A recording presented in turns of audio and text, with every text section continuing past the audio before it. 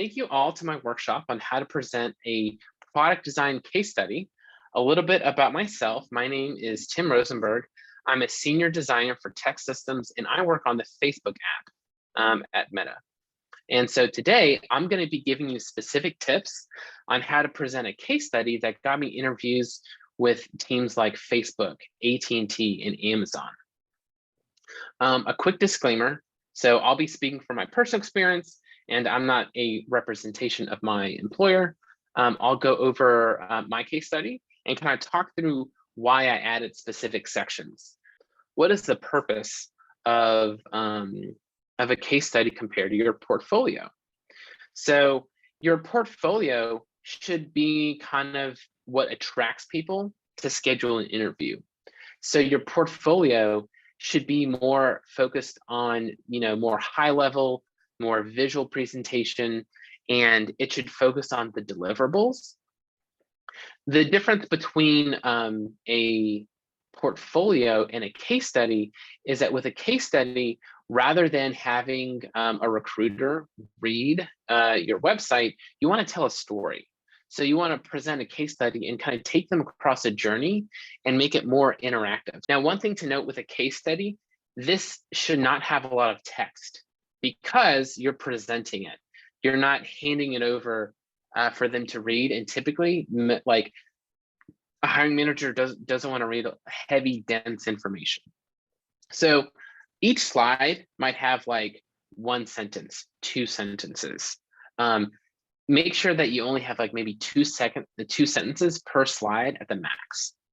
So at the beginning, I introduce myself, talk a little bit about what my mission is, talk about my years of experience. And one thing to note is that you should always have multiple case studies in the back of your hand. Sometimes you might go into an interview thinking that an employer is looking for one type of project. So for example, you might think like, okay, they really want to see consumer facing apps. So you have a whole case study that is focused on consumer facing apps.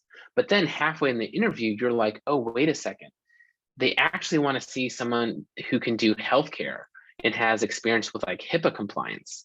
If you happen to have a healthcare related app, you want to have that in your back pocket so that you can switch over and help them check the boxes. Here, I'll say here's a little bit of a glimpse of what I've done. So here, I want to cross a lot of broad different types of projects.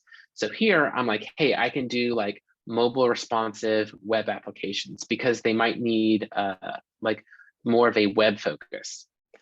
Here I showcase that I can do consumer facing iOS design, just in case they're also looking for that. But then on the total opposite end, they might be also interested in like seeing like more enterprise related skill sets. So enterprise apps tend to be more technical, less decorative and much more functional. And if you notice these featured projects, I'm not going into too much detail. It's just one quick slide and then I skip over. The goal of this is to like right before I even get to one specific example, they see like, oh, okay, this is a well-rounded designer. They have diverse projects, they have diverse skill sets. So even if this case study doesn't check the boxes of what I'm looking for specifically, like maybe they're in the manufacturing industry and I don't have any manufacturing experience, by looking at this diverse set of featured projects, they say, you know what, this candidate, they haven't done manufacturing, but they can do pretty much anything based on like the diverse projects that they've shown. And then I go into like one specific project. Another detail, you'll note that like my YouTube channel, my resume, my website, and my case study all have a consistent brand. As a designer, it's going to be very important to make sure you have top-notch presentation. All right, awesome. So when I presented this for the team on the Facebook app, I customized some key taglines for Facebook specifically. So one of Facebook's values is measuring impact. So even on the tagline, I want to convey that like my skill set is in alignment with their corporate values. So I call this a high impact redesign. So in this example, I'll be walking through an e-commerce redesign. that I did for a produce subscription box service. The first step when I dive in is just a quick high-level summary of what is the product, what does it do, how does the app work. You want to keep it very simple. So I have some quick icons that convey at a high level what it does. The hiring manager should instantly understand what you do in this app from this explainer. You want to begin with a story. You want to tell a narrative of like, why does this matter? However, you don't want to go in too much detail. So I just dedicate maybe just a few seconds to talk about, okay, here's the story of a local farmer. This is an ethical consumer. And this is like big industrial agriculture. This founder identified an opportunity to connect local farmers with ethical consumers to make a difference, to give ethical consumers something different than big corporate agriculture. So not too much in depth, but it tells a story and makes it more personal that your portfolio might not have the time to go in depth in. So first you want to begin with like, what was the objective? What's the challenge? What is the goal? So in this example, it's to increase customer sign up, increase NPS rating. Who is the persona? Who are you marketing for? Now, what's really important is that you shouldn't use like, you should be using like real valuable user persona information. So things like psychographics. What are the psychology of how this consumer thinks? You want to think about like, what are their buying habits? And how do we cater the design experience for their psychological behaviors, not just their demographics. Next, I talk in my role in ownership of what my responsibility is. You definitely want to convey that you can work with other types of people, different types of departments, and how your role fit with everything else. And you also want to be clear about like what you specifically delivered and how you collaborated with other people who had different deliverables. It's important to talk about your scope and constraints. One of the most common problems with entry-level case studies is that a lot of them are hypothetical and they have no constraints. So they might come up with these really great projects, but there's no like consideration of what's the engineering effort? What are the business constraints? What's the timeline constraints? So if you can demonstrate that you can work in some constraints, that makes a huge impact and helps you stand out from most like entry-level or maybe inexperienced designers, because you can demonstrate that you can work with constraints. So first I go and user research. And what's really important is that you show like screenshots of your artifacts. So here are actually recorded sessions. And when I present my case study, I play a quick 5-second video and I pull out quotes from my user research sessions. So one of my test subjects, she said, "I can't get back. I can't find out where to check out. Why is it not letting me check out?" And by showing that, a real artifact, it elevates your case study from being conceptual to tangible and real. So here are the different like feedback from the user research. I show kind of a quick screenshot of what the old design was.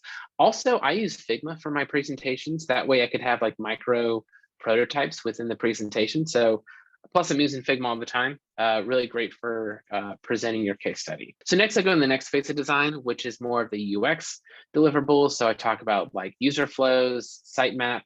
I talk about like technical planning. So here I talk about some like user flow business challenges that I solved, putting the information architecture, get into the high level wireframe. You want to show that you can kind of deliver from end to end, so that you demonstrate that you have different levels of fidelity and skill set. And then I dive into like high fidelity. So here, I want to tell a story. So this is actually a real kind of quote that came from the client. So the client says, "Hey, the layout looks awesome. We're ready to launch this product. Here's the content. We want you to ship with this." Now, as a designer, I can't really make a great UI design if the food photography doesn't look good. So in my case study, I use this opportunity to tell a story. I say like, "Hey, I had to make a choice. Like, what do I do about these bad photos?" So I become the hero in this story by saying, "You know what? I took this photo in an afternoon in my living room on the floor. I demonstrated initiative and went above and beyond the project scope to ensure success, even though photography wasn't really part of the UI design. So then I go into the high fidelity design, so using Figma to do a quick scroll through, keeping it very high level. Now, when you are interviewing with a hiring manager, sometimes you might be interviewing with different teams. Now, what was interesting with my interview with Facebook is that the team that I was interviewing for, they were interested in my design system skills. So maybe less UX focused, but more of like design system components and accessibility design. So here I talk about how I built out the typography system and how we did accessibility testing, which is very important for some of the more big tech companies. You want to make sure that you have a very wide range of skill sets that you can demonstrate, because the hiring manager has a mental checkbox. So they might be thinking like, okay, he can do low fidelity wireframes, he can do UI, but we really need some illustrations to really bring the craft and the quality of the artwork to top-notch next level. Also, what was really important to some of the hiring managers that I interviewed with was what they call craft. So what is the visual quality of the designs that you're delivering? So more than just basic UI templates using Apple iOS guidelines, how can you really deliver high quality, high craft designs? So I include some micro animations to demonstrate that like I can be very high level and think about like business, persona, like sitemaps, like that's very high level. But then I could also switch over, be very micro, very detailed, and do these micro animations as well. So then I kind of close with some high fidelity designs of the finished product. And then I continue the story. So this is actually a quote from the client. They said, hey, the designs are great, but our developers struggling to get everything done. So rather than just being a designer, I became a product manager. I'm like, okay, I'm going to get into GitHub. I'm going to manage tickets. I'm going to like categorize them, assign priorities. And even after I launch, I'm going to determine success by doing, heat map testing, click map testing. So I want to demonstrate that I could do more than just design, but even product design and product management to really show that I can take initiative and ownership. And then you want to show metrics. So this is like an actual screenshot from the client. And these are like some sample metrics. Now, when it comes to metrics, it can be difficult to like get real metrics. So make sure that you kind of plan for metrics before you start a project. And if you can't always do that, so let's say it's a hypothetical project, what you can do is you can go to usertesting.com or get a group of user testings. You can always get a group of user testing candidates to give you some real metrics. In all projects, that is the #1 most important thing to showcase in your case study, is you want to say that, hey, this design doesn't just look good, it increased metrics. So in the last section, I talk about what I've learned in the process. So I talk about how I learned to deliver above and beyond what's needed, not just what the project scope is. And the design can only be as good as the execution. So even though I had a great design, the developer needed project management help. The food photography wasn't gonna be good enough if we delivered as it is. So I talk about how important the execution is. And then also, I talk about how the users from my user testing research gave me more insight than I thought that I knew. So then at the very end, I close with a screenshot of kind of all the projects that I've done so far. And then I say, hey, do you have any questions? Let's do a deep dive. Do you want me to go back to any steps? And by seeing a showcase of all the projects, they can kind of get a glance of everything that I've done so far. Thank you all so much for your time. I can't wait to see you next time, and hope to see you again. All right, take care.